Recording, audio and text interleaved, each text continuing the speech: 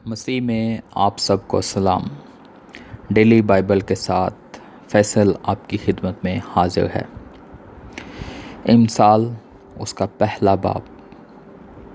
Israel के बादशाह सुलेमान बिन दाऊद की इमसाल। हिकमत और तरबियत हासिल करने और फ़हम की बातों का इम्तियाज़ करने के लिए, अक्लमंदी और सदाकत और अदल और रास्ते में तरबियत हासिल करने के लिए, सादा दिलों को होशियारी, जवान को इल्म और तमीज़ बख्शने के लिए, ताकि दाना आदमी सुनकर इल्म में तरक्की करे और फ़हीम आदमी दुरुस्त मशवरे तक पहुँचे, जिससे मिसल और तमसील को, दानाओं की बातों और उनके मौमों को समझ सके। खुदावंद का खौफ इल्म का शुरू है, लेकिन अहमक हिकमत और तरबियत की हकारत करते हैं। आए मेरे बेटे, अपने बाप की तरबियत पर कान लगा और अपनी माँ की तालीम को तर्क ना कर, क्योंकि वो तेरे सर के लिए जीनत का सेहरा और तेरे गले के लिए तौक होंगी। आए मेरे बेटे, अगर गुनहगार तुझे फुसलाएं तो रजामंद ना होना। अगर वो कहें हमारे साथ चल, हम खून करने के लिए ताक में बैठें और छुप कर बेगुनाह के लिए नाहक घात लगाएं, हम उनको इस तरह जीता और समूचा निगल जाएं जिस तरह पाताल मुर्दों को निगल जाता है। हमको हर किस्म का नफीस माल मिलेगा, हम अपने घरों को लूट से भर लेंगे। तू हमारे साथ मिल जा, हम सब की एक ही थैली होगी। तू आए मेरे बेटे, तू उनके हमरा ना जाना, उनकी राह से अपना पाँव रोकना, क्योंकि उनके पाँव बदी की तरफ दौड़ते हैं और खून बहाने के लिए जल्दी करते हैं, क्योंकि परिंदा की आंखों के सामने जाल बिछाना इबस है।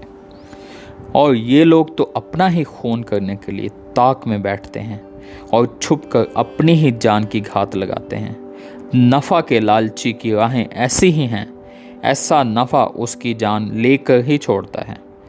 हिकमत कूचा में ज़ोर से पुकारती है, वो रास्तों में अपनी आवाज़ बुलंद करती है, वो पुरहजूम बाज़ार में चिल्लाती है, वो फाटकों के मुदखिल पर और शहर में ये कहती है, आए नादानो, तुम कब तक नादानी को दोस्त रखोगे और ठट्ठाबाज कब तक ठट्ठाबाजी से खुश रहेंगे, और अहमक कब तक इल्म से अदावत रखेंगे।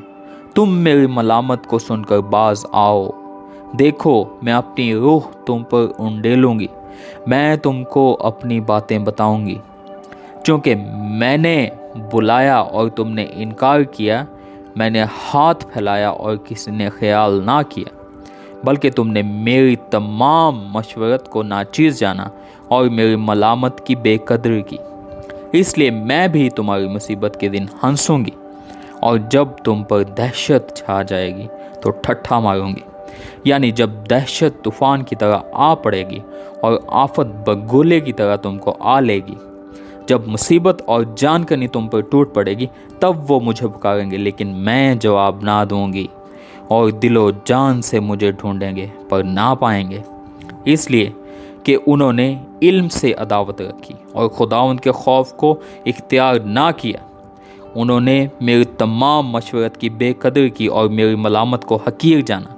बस वो अपनी ही रविश का फल खाएंगे और अपने ही मंसूबों से पेट भरेंगे, क्योंकि नादानों की बरगिश्तगी उनको कत्ल करेगी और अहमकों की फारुकुल बाली उनकी हलाकत का बायस होगी। लेकिन जो मेरी सुनता है वो महफूज होगा और आफत से निडर होकर इत्मीनान से रहेगा। आमीन। खुदा उनका कलाम पढ़े और सुने जाने पे खुदा की बरकत हो।